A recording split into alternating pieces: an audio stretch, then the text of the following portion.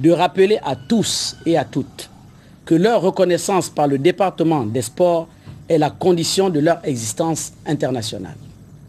C'est pourquoi, sur le fondement des prérogatives de police sur les activités sportives au plan national, le ministère invalide l'élection à la présidence de la Fédération de tennis sur court au regard des irrégularités qui ont émaillé son déroulement.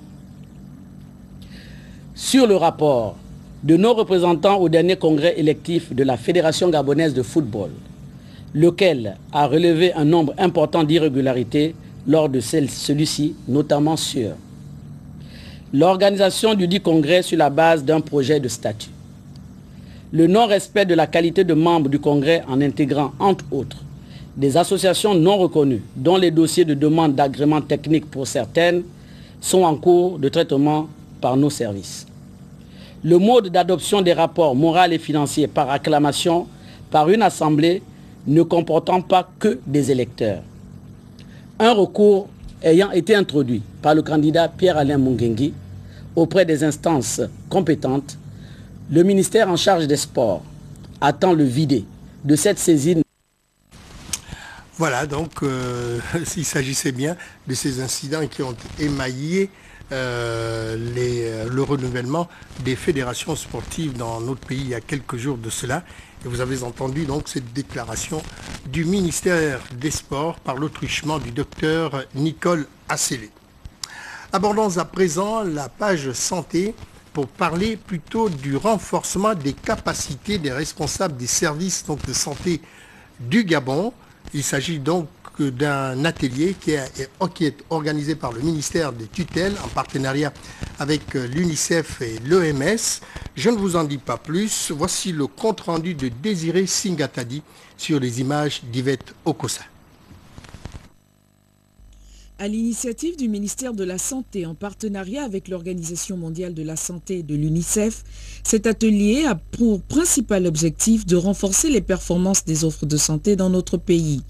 Pendant 4 jours, les responsables des structures de santé assimileront les techniques leur permettant la mise en place d'indicateurs d'une bonne gestion du milieu hospitalier. Et cet atelier avait pour but effectivement de former, renforcer les capacités des participants dans le financement basé sur la performance. Et donc, c'est-à-dire que donner aux participants des rudiments ou alors donner d'abord les concepts et comment mettre en œuvre le système de performance pour améliorer notre système de santé. Cet atelier vient un peu nommer parce que la plainte qui a été toujours faite au niveau de notre système de santé, c'est que bon, on est peu performant. Malheureusement, malgré les moyens mis en œuvre, malgré le personnel parfois formé, mais c'est toujours la plainte que nous ne sommes pas performants. Ces techniques managériales, si toutefois elles sont acquises par les participants, permettront une meilleure offre de prestations sanitaires, un acquis qui serait emphatique au Gabon des services, qui a vu l'adhésion de la majorité des Gabonais. Je vous le disais au sommaire de cette édition d'information, de fortes intempéries ont donc perturbé la vie des citoyens gabonais dans la capitale économique du Gabon. Il s'agit de Port-Gentil. Eh bien, ces fortes intempéries qui se sont produites les 29 et 30 mars dernier ont occasionné de nombreux dégâts matériels. Vous allez voir dans ce reportage de nos confrères donc, de Canal Delta ce qui s'est produit.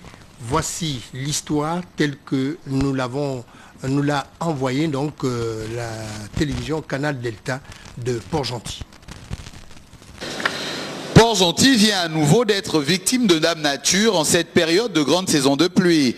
En effet, ce sont les fortes précipitations du 29 au 30 mars 2013 qui ont conduit Bernard Aperano, édile de Port-Gentil, à effectuer un tour de ville lamentable et difficile à entrevoir. De plus en plus, le problème du niveau de la mer par rapport à la ville du Sable, les retombées des changements climatiques, mais surtout le sempiternel problème d'évacuation des eaux et de leurs nids font passer aux populations port-gentillaises des calvaires inexplicables dans les 4 arrondissements, en ville comme dans les périphéries. C'est une énorme désolation, au dire du maire de la commune de Port-Gentil, qui n'en croit pas ses yeux.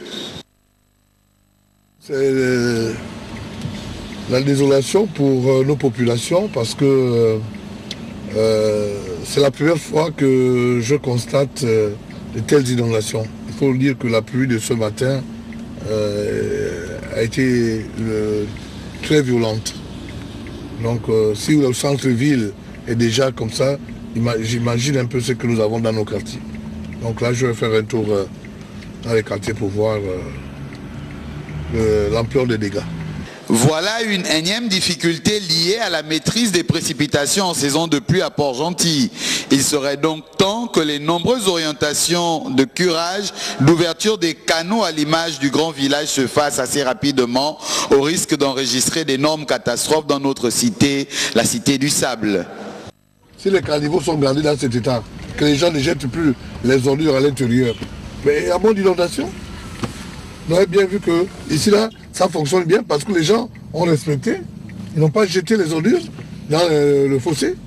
Difficile situation pour les Port-Gentillais qui ne savent plus à quel saint se vouer, surtout en cette forte période de saison de pluie.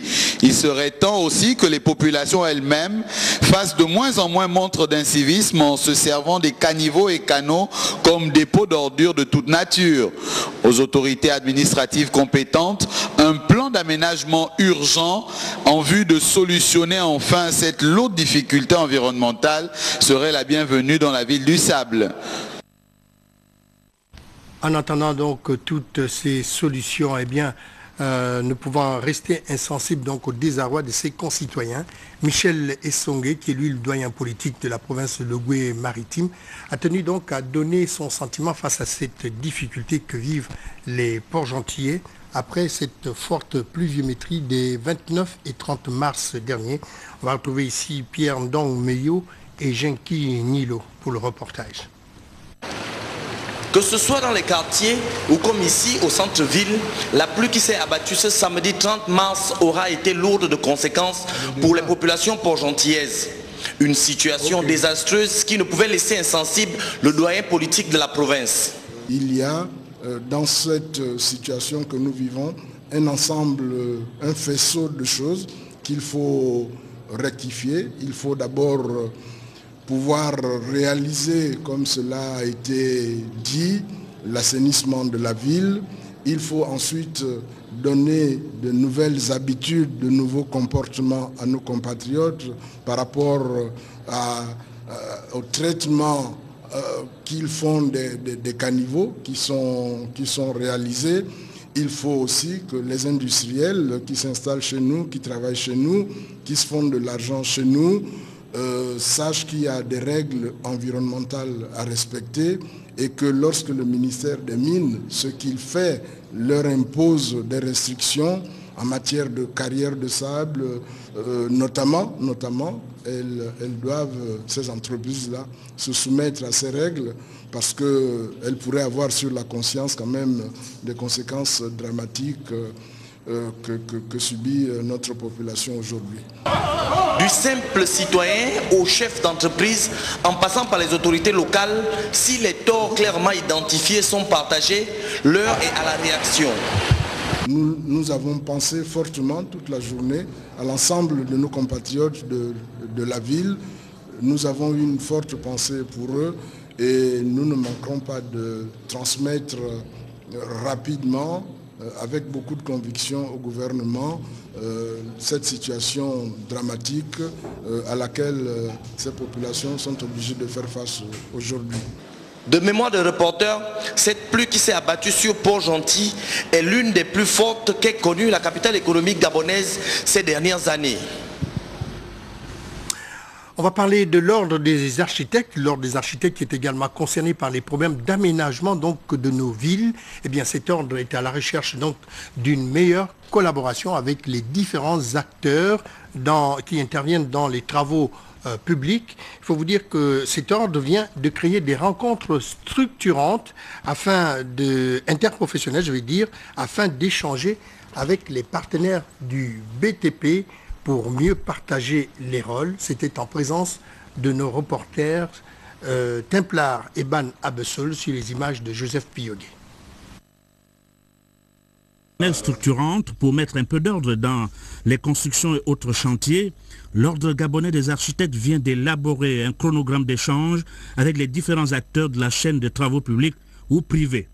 Le président et son bureau échangent ici avec les représentants des entreprises et institutions. Objectif urgent, identifier les intervenants dans l'acte de bâtir, structurer et hiérarchiser les missions et mettre en place des synergies. Il s'agit donc pour les architectes de fixer le cap afin d'éviter les mélanges de genres. L'Ordre gabonais des architectes tient à rencontrer toutes les institutions allant des sociétés de construction aux syndicats en passant par les assurances, les banques et les bureaux d'études afin de susciter un cadre qualitatif respecté. Voilà, nous poursuivons cette édition d'information pour vous parler cette fois de l'économie, surtout en ce qui concerne la création des entreprises avec le centre de développement des entreprises qui développe de plus en plus ses activités à l'intérieur du pays, notamment dans la province de la Nyanga. Nous sommes là dans le département de Mougouti, capitale Tchibanga. Eh bien, là-bas, les antennes du CDE ont été installées en présence, bien entendu, du représentant Afrique centrale de la Banque mondiale qui était accompagné du directeur général du CDE, Alfred Ndiabanda. Patrick Simangoy, Serge Nzingi Mabila et Rosette Zan Ella nous en parlent en détail. La commune de Tchibanga, au sud du Gabon, est la capitale provinciale de la Nyanga, où l'activité économique est essentiellement concentrée ici au centre commercial, où commerçants et autres opérateurs économiques se côtoient au quotidien.